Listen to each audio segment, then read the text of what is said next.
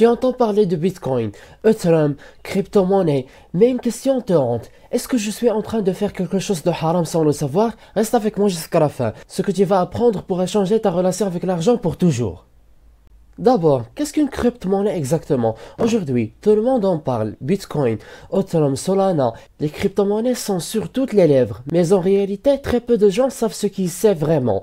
Alors avant de juger si c'est halal ou haram, il faut d'abord comprendre ce que tu vas acheter ou dans quoi tu vas investir. Une crypto-monnaie, c'est une monnaie numérique, contrairement à l'euro ou au dollar. Il n'existe pas physiquement, tu ne peux pas la toucher ni la mettre dans ton portefeuille. Mais elle a de la valeur. Pourquoi? Parce qu'elle repose sur une technologie puissante, la blockchain. C'est une sorte de grand registre public, transparent et décentralisé, où chaque transaction est vérifiée par des milliers d'ordinateurs à travers le monde. Il n'y a pas de banque, mais d'intermédiaire, par d'État pour contrôler ton argent. C'est pour ça que la crypto attire. Elle offre la liberté, l'anonymat, la rapidité. Et parfois des gains financiers énormes. Tu achètes du Bitcoin aujourd'hui, il double demain. Certains deviennent riches du jour au lendemain. Mais stop une seconde. Justement, c'est là que beaucoup de musulmans tombent dans un piège. Est-ce que cette liberté cache une insécurité religieuse? La suite pourrait vraiment te surprendre. Car cette dernière technologie impressionnante se cache aussi des zones d'ombre. Est-ce que cette monnaie est vraiment stable? Est-ce qu'elle repose sur une valeur réelle? Est-ce que son usage est moralement sain ou bien? Est-ce qu'on joue avec notre argent comme on joue au casino, sans même s'en rendre compte? Il faut assurer d'abord les principes de la finance islamique.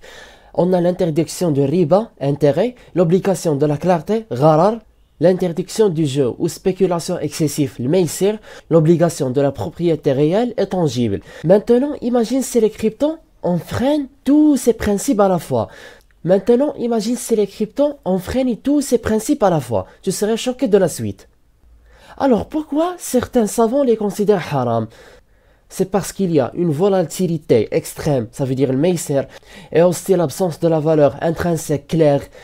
En outre, l'usage fréquent pour des activités illégales. Mais attends, tous les savants ne sont pas d'accord. Certains les considèrent totalement licites. Donc, les avis qui défendent leur licité, ils ont argumenté par que la cryptomanie est une nouvelle forme d'argent, comme l'or ou l'argent, et que tout dépend de l'usage, spéculer ou investir. Et si c'est transparent, utile et éthique, cela devient halal. Mais même si c'est halal, est-ce pour autant une bonne idée pour toi? Maintenant, la prochaine partie te donnera un cadre clair.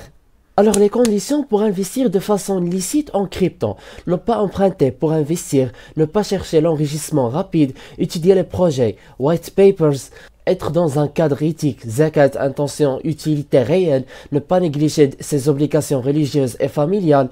Et maintenant, on va voir ensemble une vérité bien plus fonde que halal ou haram. C'est ta relation spirituelle avec l'argent numérique. Est-ce que tu cherches la richesse ou la bénédiction? Es-tu maître de ton argent ou son esclave? Le danger des addictions à l'écran, au gain rapide, à la comparaison. Et si investir en crypto était une épreuve spirituelle déguisée? Tu vas comprendre pourquoi dans la conclusion. Alors en guise de conclusion, la crypto-monnaie est un outil. Elle n'est ni bonne ni mauvaise en soi. Tout dépend de ton intention, de ton éthique, de ta maîtrise. L'islam n'est pas contre l'innovation, il est contre l'injustice. Tu veux investir en crypto? Commence par investir en toi-même, dans ta science, dans ton éthique, ton lien avec Allah.